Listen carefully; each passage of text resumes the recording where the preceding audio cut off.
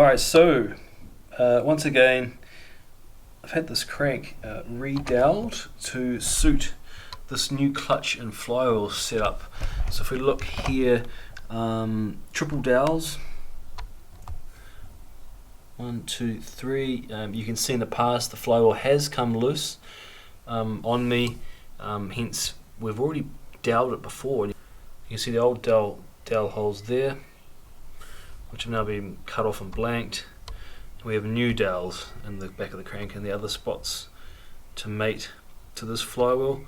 Don't know why. I have seen it a couple of times, people's flywheels coming loose on RBs, on drift cars. By triple doweling it, we had no issues. So it's just a good safety, good sort of insurance to ensure that the flywheel can't come loose. If we come over here, I'm just going to take this cover off. The clutch has been beautifully balanced by Bob Mead, who is an absolute legend when it comes to balancing. You can see the balance marks. You can see in fact the drillings for the balancing. One there. Quite a big one here.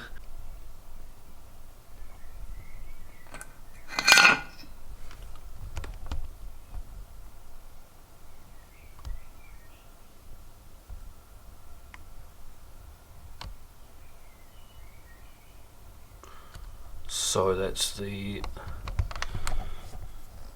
top plate. So it's a twin plate clutch. That's number 1. Number 2. See the plate again, the clutch discs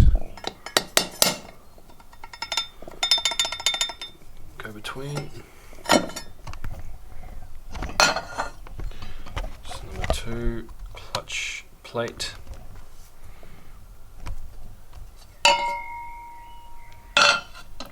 And there's a flywheel itself, and you can see the additional doweling that's taken place.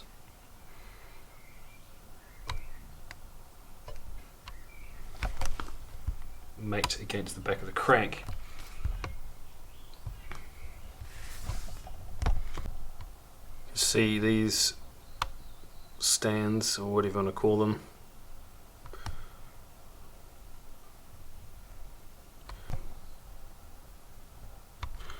we've modified, or Bob's modified them to locate with their inner insert on every third stand or riser, or whatever you want to call it, to ensure that it does center correctly.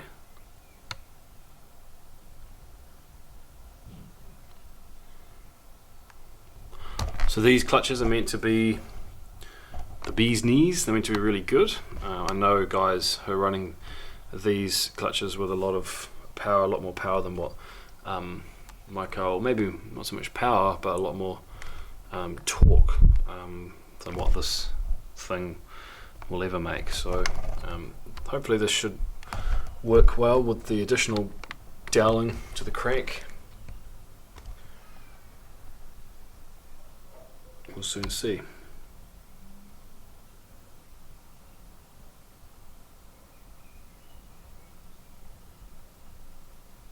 Alright, so I just hooked up this oil cooler setup.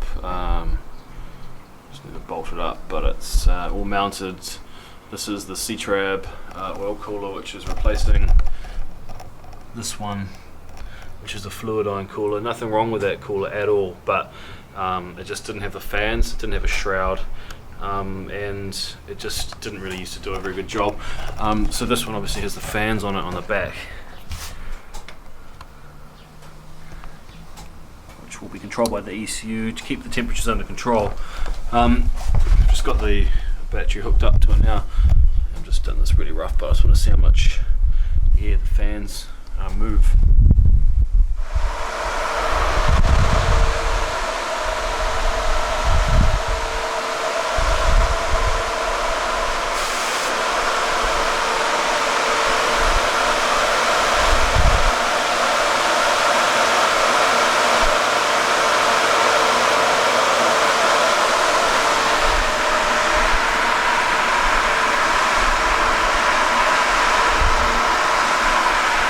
good flow.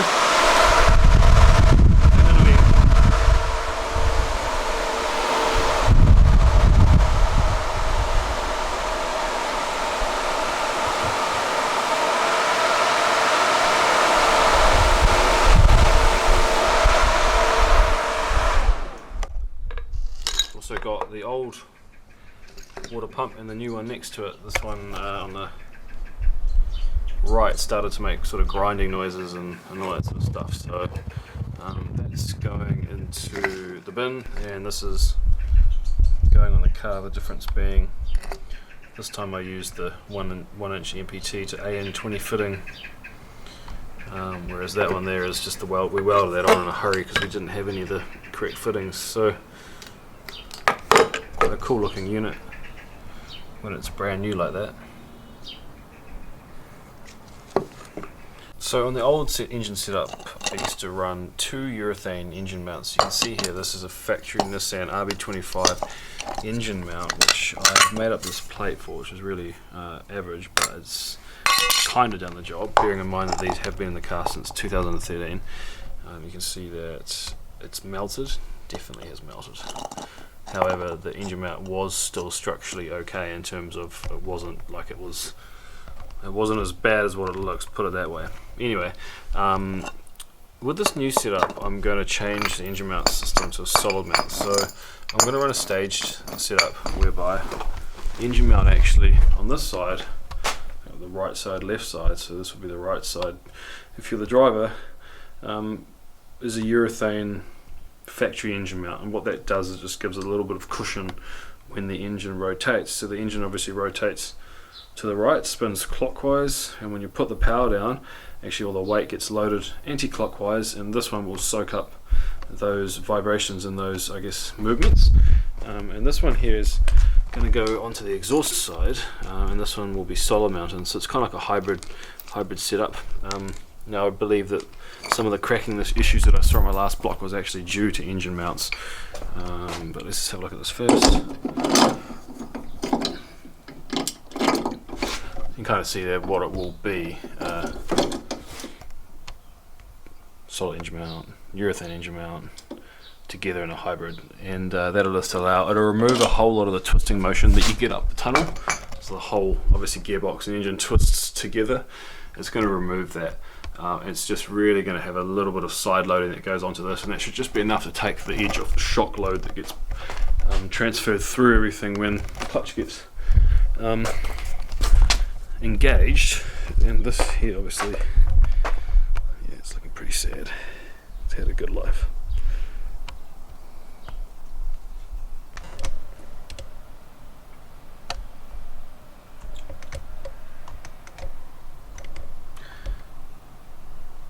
See there the Super Tech retainer and the top of the Ferrera valve that we're running in this, and just got a shim here. Just chuck that shim in.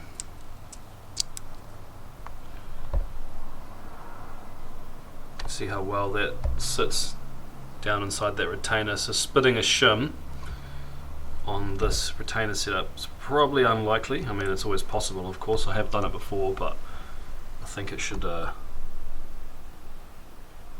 mean, it looks pretty good.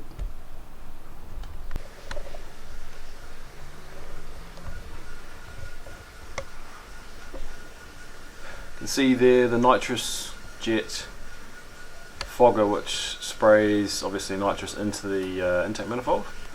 You can see it's got a particular direction on it, which is obviously facing, so it sprays evenly at the intake manifold. And after that, also got the intake air temp sensor there, which is just located before the nitrous spray. The nitrous spray is really cold, so if I had that afterwards, I would get some pretty average intake readings, air intake readings. So yeah, there's the intercooler close, nothing flash, just a $300 intercooler. Seems to flow pretty well. I've had no issues with intake air temps before. And it's a nice little piece of welding from the boys at High Power Performance.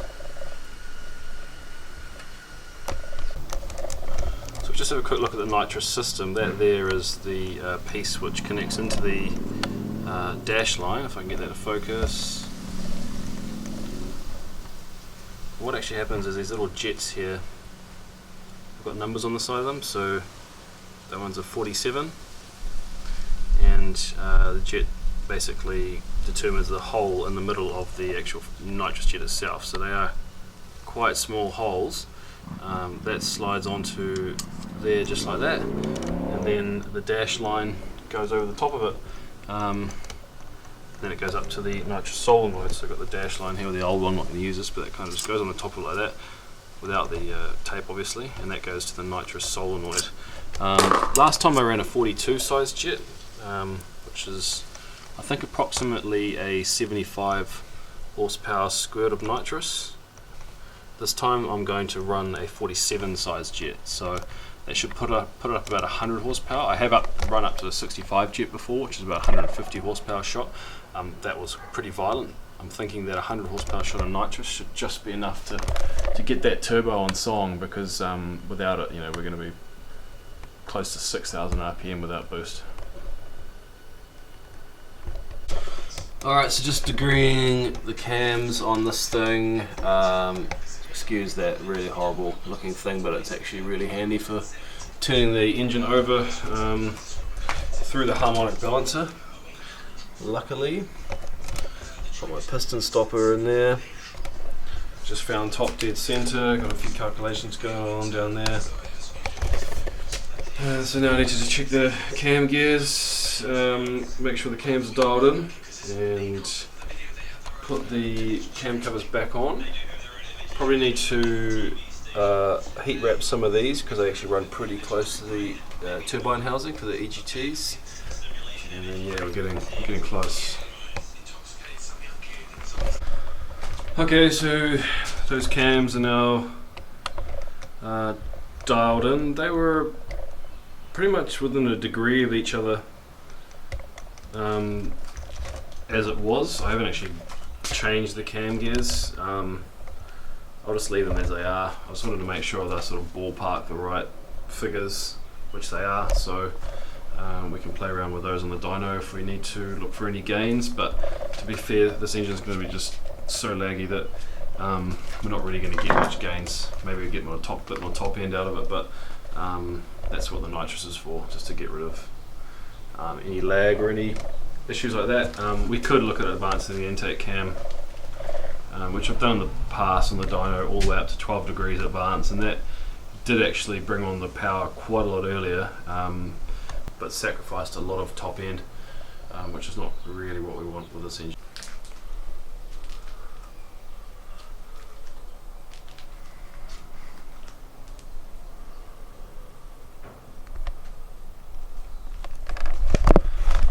Alright, so I've just got my Dyno Exhaust on the car at the moment. In fact, this is probably just an exhaust I'll run every now and then. The car's actually got 3 exhausts. I think I said in the earlier video.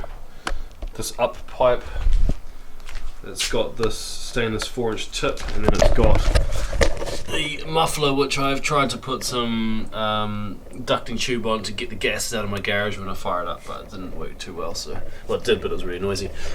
But got the intercooler hooked up, blower valve all on.